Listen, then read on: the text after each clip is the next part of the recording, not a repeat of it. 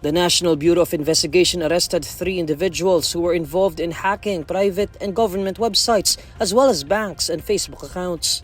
One of the hackers is a data officer for media outlet Manila Bulletin, while another hacker serves as a cybersecurity researcher for a company. The third hacker is a graduating student. According to the NBI Cybercrime Division Chief Jeremy Lotok, the data officer claims it was the IT editor of Manila Bulletin who was identified as Art Samaniego who ordered him to check the vulnerability of the websites.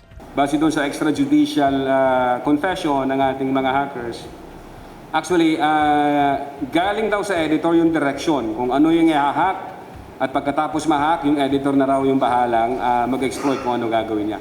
It was so that the IT editor would be able to use them as content for his column, news articles, and social media platforms. During investigation din namin, nakita namin na bawat incident o cyber incident, itong editor na to, siya yung naunang mag-post ng article about the hacking incident. Lagi siya, nakita namin yung pattern doon. At according din sa ating hacker, nung hinak nila yung Armed Forces of the Philippines and National Security Council, that was the directive ng editor na yon. Lotok says that there are allegations that Samaniego also pays local hackers for vulnerabilities in systems across the Philippines. The hacker has been with the Manila Bulletin for 5 years. He is responsible for the security of the news outlet's website and servers. Actually, nakilala ko si Sir Art during my LOLSEC, Pinay LOLSEC days. So, I will send him details of my exploit, kung paano ko ginawa yung exploit, show him what we call the POC or proof of concept para mapatunayan na ako mismo yung nag-hack and may hacking na nangyari.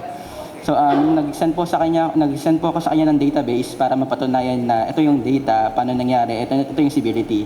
In return po gagawan niya ng article.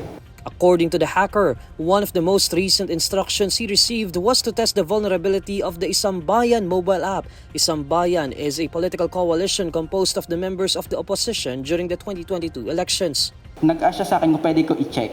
Check means look for vulnerability, yung application. Nakahanap po ako ng vulnerability na na-pull ko yung data ng volunteers.